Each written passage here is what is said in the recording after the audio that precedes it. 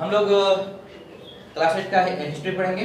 उसका पहला चैप्टर हम लोग आधा यानी कि इस लेसन का आधा हिस्सा हम लोग पढ़ चुके हैं पहले वीडियो में, आधा हिस्सा आज पढ़ेंगे। बस थोड़ा सा इसमें कुछ ज़्यादा इसमें पढ़ने समझने की जरूरत नहीं है, बस हल्का सा उस पर लाइट थ्रो किया गया है। तो हम लोग पढ़ रहे थे इतिहास के बारे में। तो उस इतिहास को जानने के बहुत से स्रोत हैं, साधन हैं, लेकिन मुख्यतः इसको दो भागों में बांटा गया है, प्राइमरी एंड सेकेंडरी। प्राइमरी में लेटर्स आते हैं, आर्टिफैक्ट्स आते हैं, कॉइन्स आते हैं, और सेकेंडरी में ऑटोबायोग्राफीज आती हैं, बायोग्राफीज आते हैं, रिकॉर्ड्स आते हैं। तो उन्हीं के बारे में हमें जानना है कि आखिर यह किस तरीके से हमें इतिहास के बारे में जानकारी प्राप्त कराते हैं। तो सबसे पहले आते हैं ऑटोबायोग्राफीज। ऑटोबायोग्राफीज का मतलब होता है आत्मकथा। अर्थात जब कोई व्यक्ति अपने जीवनी को, अर्थात अपने जीवन से संबंधित सभी घटनाओं को एक पुस्तकबद्ध करता है, अर्थात एक पुस्तक में लिखता है, तो उसे हम लोग ऑटोबायोग्राफी अर्थात आत्मकथा कहते हैं। आत्मकथाएं जो होती हैं वो सत्य पर आधारित हो सकती हैं, या फिर उसमें कुछ तथ्य असत्य भी हो सकती हैं, क्योंकि जब वो किताब हमें प्राप्त होती है तो हमें नहीं पता होता है कि उसमें घटित होने वाली जो घटनाएं हैं, जो वर्णित हैं, वो सच हैं या नहीं है।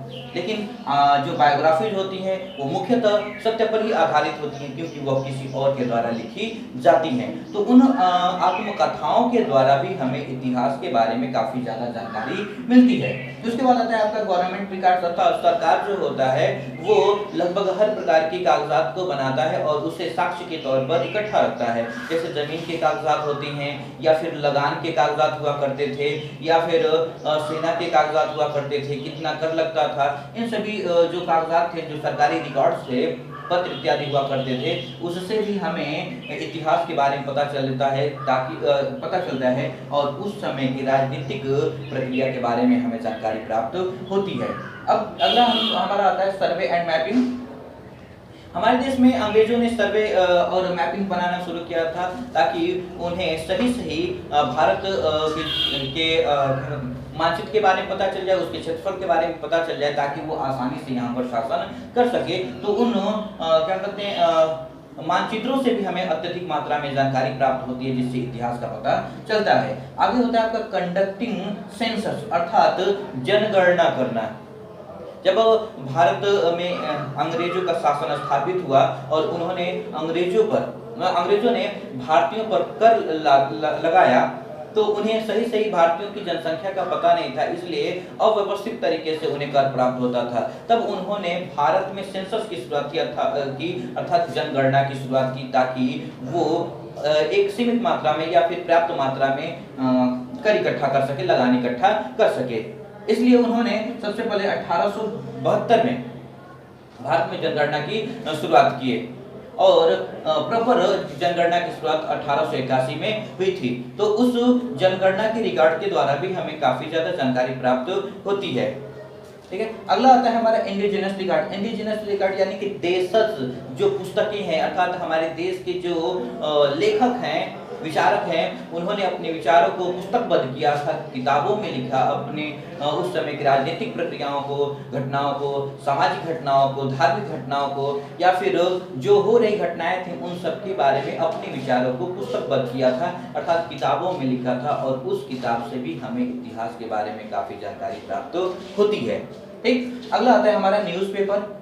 न्यूज़पेपर जो था, ये जो है वो काफ़ी ज़्यादा महत्वपूर्ण साधन है हमारे प्राचीन इतिहास के बारे में, या प्राचीन नहीं, हमारे इतिहास के बारे में जानने में। और हमारे देश में सबसे पहला जो न्यूज़पेपर छापा गया था उसे बंगाल गजेट के नाम से जानते हैं, जिसे कोलकाता में छापा गया था। इसके बाद बहुत से ऐसे लोग हुए जिन्होंने अखबारों को छापने की शुरुआत की, जैसे कि राजा राम मोहन राय जो थे, उन्होंने 5 अखबारों को छापना शुरू किया था। वो अलग अलग भाषाओं में हुआ करती थी, जो उस समय की घटनाओं के बारे में बताती थी, और उन अखबारों से भी हमें उस समय की जानकारी प्राप्त होती है और इतिहास को समझने जानने में सहायता मिलती है। अगला आता है फिल्म। क्योंकि हमारे देश में फिल्म की शुरुआत 1813 से हुई थी, और उस समय हमारे देश में फिल्म जो व्यवसाय था उतना ज़्यादा विकसित नहीं था। फिर भी ये जाते जाते 1837 तक काफ़ी ज़्यादा विकसित हुआ और दादा साहब फाल्के के योगदान से ये काफ़ी ज़्यादा और विकसित हुआ था। तो उस समय जो फिल्में बना करती थी वो फिल्में भी भारतीय इतिहास के और भारत के समाज के अलग अलग वर्ग के लोगों के बारे में जानकारी देती हैं।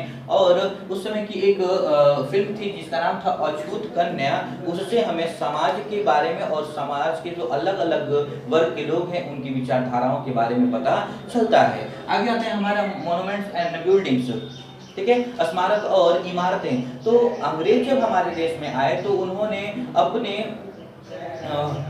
शक्ति का प्रदर्शन करने के लिए या फिर जो ब्रिटेन के शासक हुआ करते थे उनके आगमन पर या बड़े जो अधिकारी हुआ करते थे जब वो आते थे तो उनके स्वागत में यहाँ पर मोन्यूमेंट बनवाते थे, अर्थात इमारतें बनवाया करते थे, स्मारक बनवाया करते थे। तो उनके द्वारा बहुत से ऐसे मोन्यूमेंट बनवाए गए, बिल्डिंग्स बनाए गए जिससे उस समय के बारे में हमें जानकारियाँ प्राप्त होती है, उस समय के स्थापत्य कला के बारे में पता चलता है। तो ये सब के सब स्रोत होते हैं, साधन होते हैं जिसके द्वारा हम अपने इतिहास के बारे में जानते हैं। और ये सभी के सभी साधन जो हैं हमें हमारे गौरवपूर्ण इतिहास के बारे में जानकारी प्राप्त कराते हैं। ठीक है, तो इससे रिलेटेड जितने भी क्वेश्चंस होंगे आप हमसे पूछ सकते हैं। धन्यवाद।